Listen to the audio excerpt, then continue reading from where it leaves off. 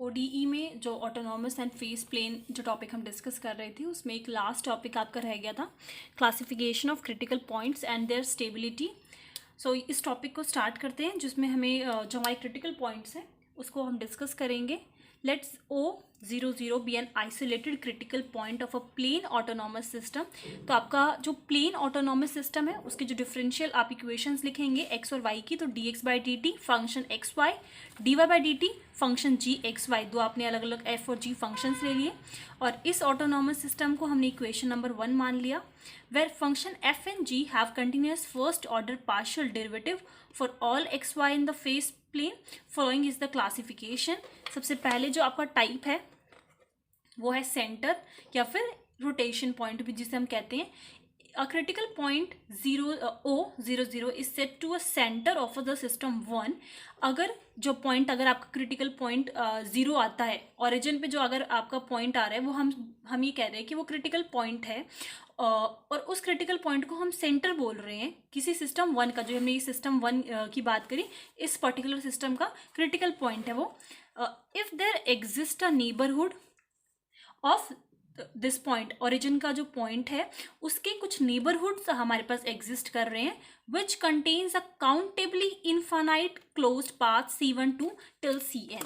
जब आप इस फिगर को देखेंगे, यहाँ पर आप देख सकते हैं ये आपका ओरिजिन है और ऑफकोर्स जब ये आपका ओरिजिन है तो इसके आसपास आपको नेबरहुड्स भी मिलेंगे, एग्जिस्ट करेंगे और उस नेबरहुड पे अगर आप क्या देखेंगे कि क्लोज्ड पाथ, जैसे सपोज करो ये आपका एक नेबरहुड है, इससे एक क्लोज्ड पाथ आपका C1 बन गया, अगला एक और जो आपका नेबरहुड है उससे एक और क्लोज्ड पाथ C2 बन गया और आप ऐसे ही सो ऑन आपके पास क्या है Cn तक क्लोज्ड पाथ मिलेंगे। और वो कैसे हैं? काउंटेबली काउंट आप कर सकते हो बट वो कैसे हैं? इनफाइनाइट नंबर्स के हैं। Each of which contain 00 in its interior. हर एक क्लोज्ड पाथ अपने इंटीरियर में ओरिजिन का पॉइंट कंटेन करेगा। इस क्लोज्ड पाथ की बात करते हैं तो उसमें भी एक ओरिजिन का पॉइंट कंटेन है और इस क्लोज्ड पाथ की बात कर रहे हैं तो उसमें भी इंटीरियर में ओरिजिन का पॉइंट जो है वो कंटेन है या फिर आप कह सकते हैं क्रिटिकल पॉइंट कंटेन है।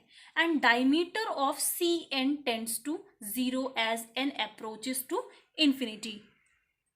जैसे ही आप जो ये n नंबर है आप अप्रोच कर रहे हो इन्फिनिटी पे, वैसे ही जो उसका डायमीटर होगा, उस क्लोज पाथ का जो डायमीटर होगा, चाहे आप किसी भी एंगल से ले लें, तो वो किसको टेंड करेगा? 0 को टेंड करेगा। How ever O00 is not approach by any path.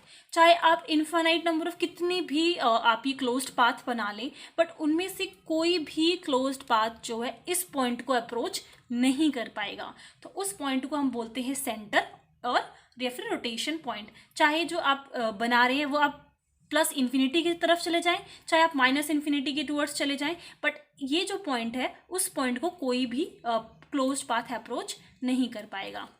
Next है, आई होप ये क्लियर है आपको, ये मैंने C1 C2 C3 लिखा हुआ है, ये क्लोज्ड पाथ बनाए हुए हैं, ठीक है। और ये पॉइंट है आपका ओरिजिन O00। आप यहाँ ना लिखकर अलग से क्लियरली भी लिख सकते हैं। नेक्स्ट पॉइंट है saddle point. N isolated critical point O00 of the system 1 is called. Same आपको जो फर्स्ट लाइन है वो यही लिखनी है कि अगर जो आपका क्रिटिकल पॉइंट, एक बार हम डिस्कस कर रहे हैं कि सेंटर है, एक बार डिस्कस कर रहे हैं कि वो सैडल है, एक बार देन स्पायरल है, देन लास्ट आपका node.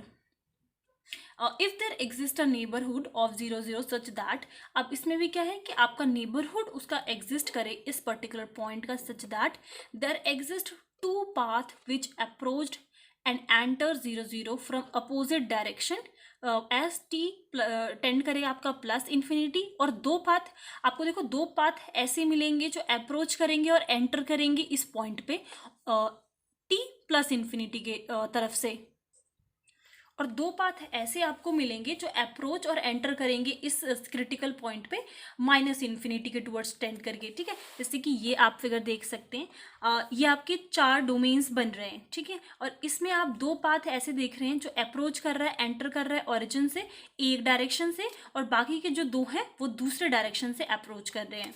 In each of the 4 domain between any of the between any two of the four paths in one, there are infinitely many paths which are arbitrarily close to this but do not approach this, neither as t tends to plus infinity nor t tends to minus infinity. आप ये चार domains देख सकते हैं। दो path के बीच में आप देखेंगे कि यहाँ पर बहुत सारे आर्बिट्रेरी पाथ्स बन रहे हैं, जिसमें से कोई भी पाथ जो है वो 0 0 को अप्रोच नहीं कर पा।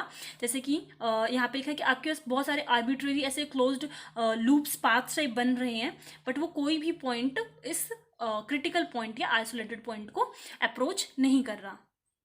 अब टाइप है थर्ड आपके पास स्पाइरल पॉइंट, और उसको फोकल पॉइंट भी कहते हैं।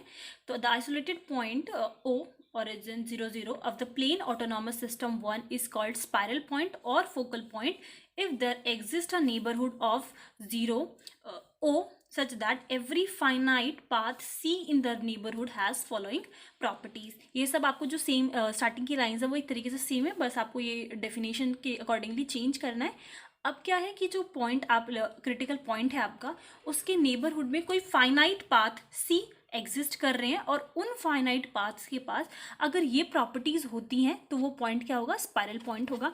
जैसे कि आप फिगर में देख सकते हैं, स्पाइरल से ही पता चल रहा है कि वो होगा किस तरीके से।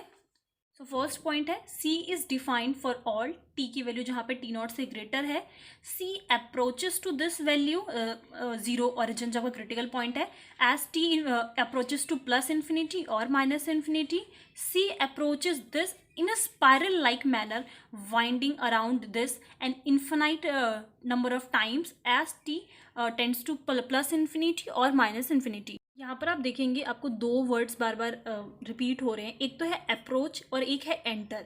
जब बात अप्रोच की होती है तो पाथ, जैसे कि आप इस केस में देख रहे हैं, अप्रोच करने की कोशिश कर रहा है इस पॉइंट को, बट एग्जैक्टली वो वहाँ तक पहुँचा नहीं है, तो उसके लिए आप अप्रोच वर्ड यूज़ कर रहे हैं।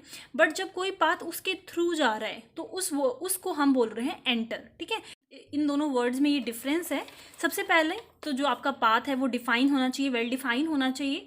सेकेंडली वो आपके क्रिटिकल पॉइंट को अप्रोच करना चाहिए। थर्डली जो थर्ड पॉइंट है वो है कि एक स्पाइरल वे में, ज़्यादा से आप इस डायग्राम में देख सकते हैं, एक स्पाइरल वे में वो उसको अप्रोच करेगा, कि एक स्पाइरल फॉर्म बन रही है बेसिकली। थर्ड जो फोर्थ पॉइंट है आपका, that is node. The isolated critical point O of the plane autonomous system 1 is called node if there exists a neighborhood such that every path C in the neighborhood has the following properties। Same वही है कि जो आपका critical point O है वो node कहलाएगा अगर उसके नेबरहुड में जो आपका पाथ है C, उसमें कुछ प्रॉपर्टीज ऐसी हों जो उसको होल्ड करें, तो फिर वो आपका नोड पॉइंट कहलाएगा। तो सबसे पहला है कि वो डिफाइन होना चाहिए, सेकंड है अप्रोच करना चाहिए, और थर्ड है एंटर करना चाहिए। तो ये डिफरेंस कैसा है, सबसे पहले ये मेन डिफाइन होना चाहिए वो पाथ, अप्रोच करना चाहिए और एंटर भी करेगा। फिगर को आप इग्नोर कीजिए, मैंने यहाँ पे फिर से इस फिगर को बनाया है।